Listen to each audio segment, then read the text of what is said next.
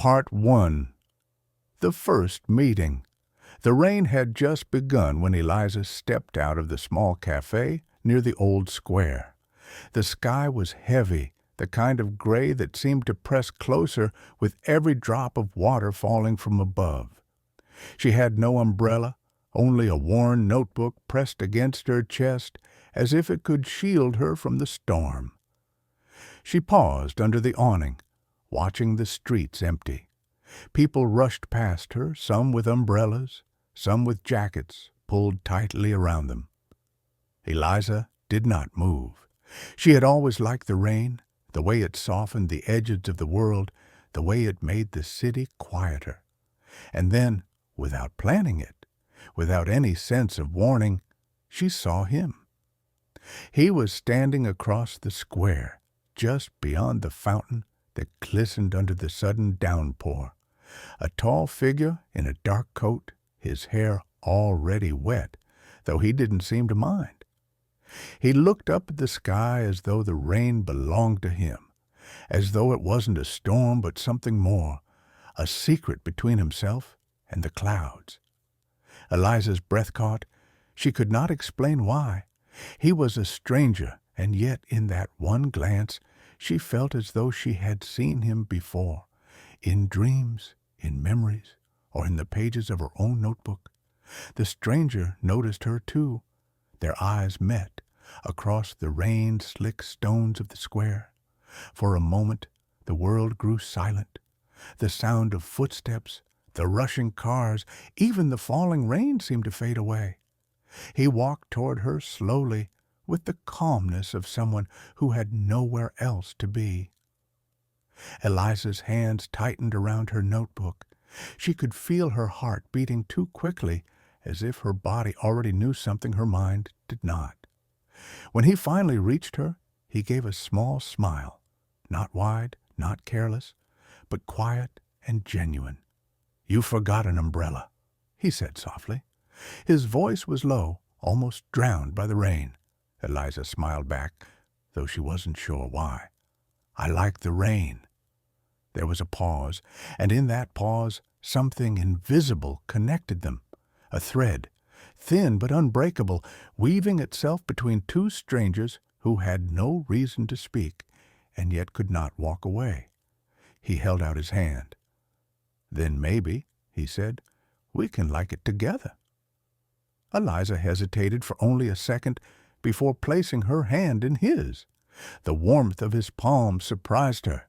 It was steady, certain, as though he had been waiting for this exact moment.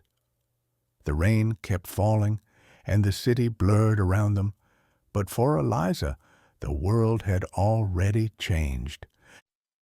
Part 2. The First Hours Together.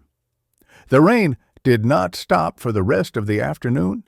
It came in waves, soft at times, furious at others, but always constant, as though the city itself wanted to wrap them in silver curtains of water. Eliza and the stranger, his name, she soon learned, was Adrian, walked side by side without speaking much. At first she thought it would be awkward. After all, they had met only minutes ago, but there was something different about him. He did not hurry to fill the silence, nor did he seem uncomfortable with it.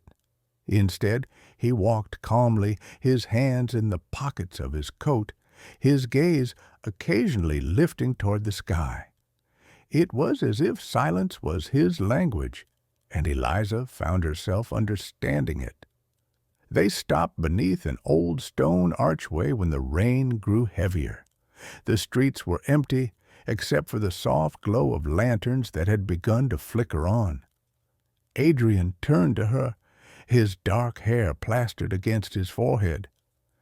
"You were writing," he said, nodding at the notebook she still held close. "Is it something important?" Eliza hesitated. Very few people had ever asked her about her writing, and fewer still had been truly interested. She lowered her gaze, tracing the wet edge of the paper with her thumb. "It's just stories. Nothing finished. Nothing real."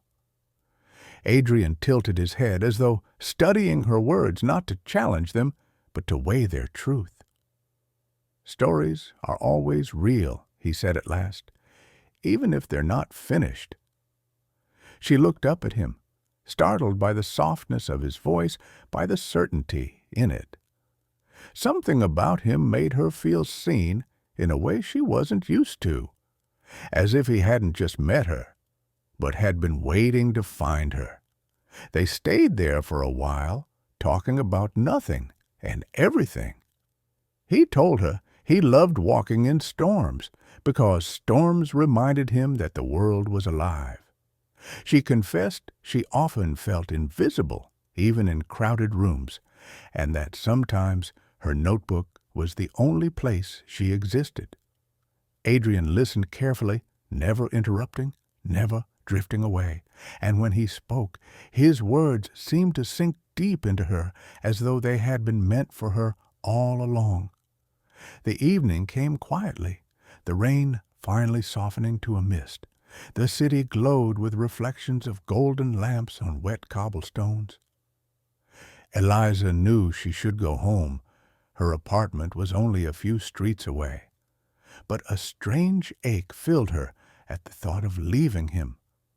As if sensing it, Adrian asked, "Would you like to walk a little longer?" She nodded before her mind could argue. They wandered through narrow streets that seemed timeless, where ivy climbed stone walls and the air smelled faintly of earth and rain. With each step, Eliza felt the world shrinking until it was only the two of them moving through a secret place. At one point, Adrian slowed, and without a word, he took her notebook from her hands. He didn't open it. He simply carried it for her, as though it was something precious, something too heavy for her alone. The gesture was so small, and yet her chest tightened with warmth. By the time they reached the square again, the storm had passed. The fountain shimmered under the lamplight, the air damp and cool. Eliza turned to him, unsure what to say. Adrian gave her back the notebook, his fingers brushing against hers. "We should meet again," he said quietly. Not a question, not a suggestion, but a certainty. Eliza's lips parted, and for the first time that evening she felt afraid of wanting something too much, afraid of how easily this stranger had stepped into her heart. Yet she whispered, "Yes." Adrian smiled, soft, fleeting, but enough. "Tomorrow, then." And with that, he stepped back into the night, leaving Eliza standing by the fountain, with rain still clinging to her hair, her heart beating like a secret too large to hide.